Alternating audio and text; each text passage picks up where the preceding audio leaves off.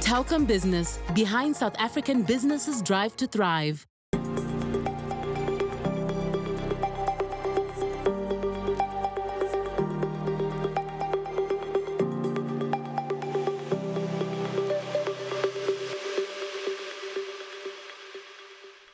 One of the things I do a lot is play golf.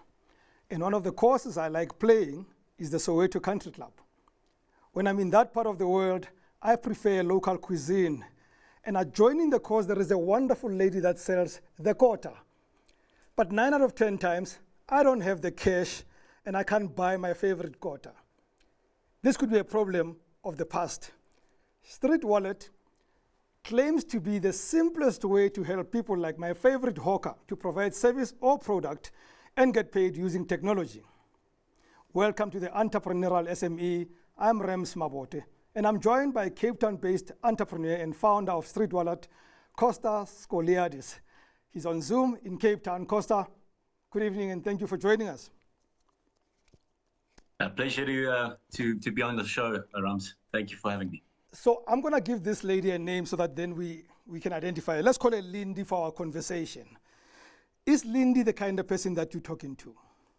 So Lindy will be a trader in the South African context who would be in the lower income bracket potentially.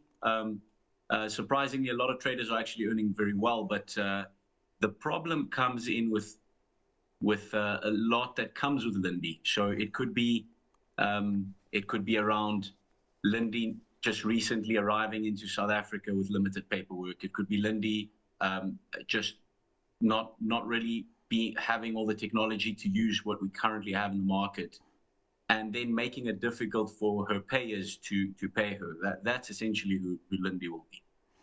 Lindy has a counterpart, Kosta, at another golf course from whom I buy used golf balls because I throw away balls a lot, like a typical amateur golfer. Of course. But the two of them would have been comfortable. At least I know the other guy's comfortable with now these payment services through the banks. But there's a trust issue. How do you convince this market that they are getting paid? They've been used to an exchange of cash. How do they get convinced they are being paid? Really good question, Rams. The most important thing is to get the money to them as quickly as possible, which is actually what's been a problem in the market currently with most solutions. Most card payment solutions and generally any payment gateway tends to take at least 2-3 days to set up. When you register, it can take up to a week to register. All of those points of entry are very slow. So we've cut down all the entry points and the hurdles to get access to your money.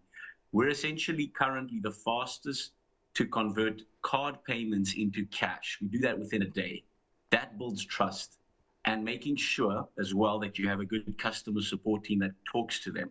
Unfortunately, and this will be the challenge as we grow as Street Wallet, is when you grow really large, you try to put it in systems. And what ends up happening on a very corporate level is you lose connection with your customer. We've got to try our best to keep that communication as good as possible, which is what's kept us growing steadily. Digitizing payments, the most obvious thing that the vendor will get is safety. But what other things do they get out of this product, out of this kind of service where they don't have to take cash from me anymore? The most important thing is that their costs are simplified. We only take on a transaction fee. Our cards that we provide them with a QR code, it's a QR code that takes you to a web page, right? Yeah. That means that we don't have a 500 Rand plus expensive card device and an upfront cost. If you lose that device, you have to buy another one. So we don't have those upfront costs.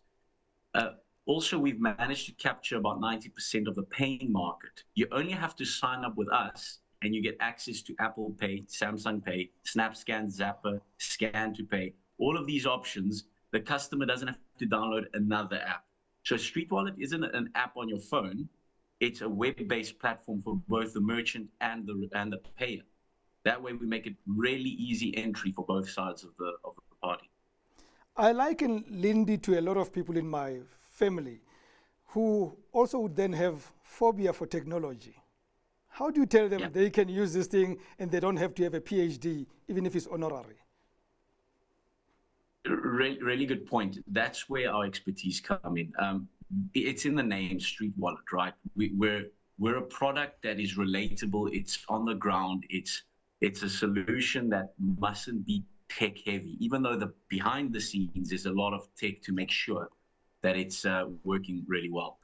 We focus on user experience more than pushing technology in the hands of our users, and that's the mistake a lot of the fintechs in Africa across are trying to do. They're trying to capture market share by getting you to download another product.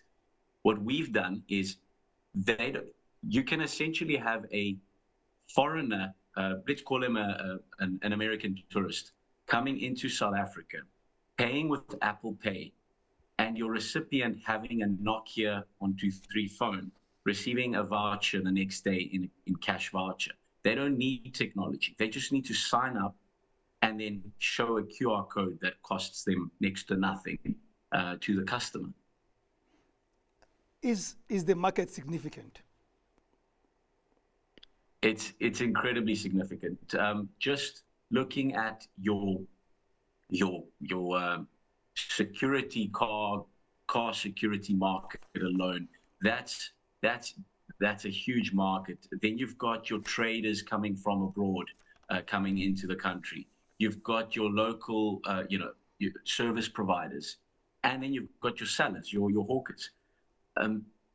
The challenge isn't having market and demand. The challenge is actually getting access to the guys. So that's been our biggest learning curve to get to where we are. And we're working with, I believe, all the right partners to get access to the guys. We're going to take a break. Don't touch that dial. And Kosta, we'll be back shortly.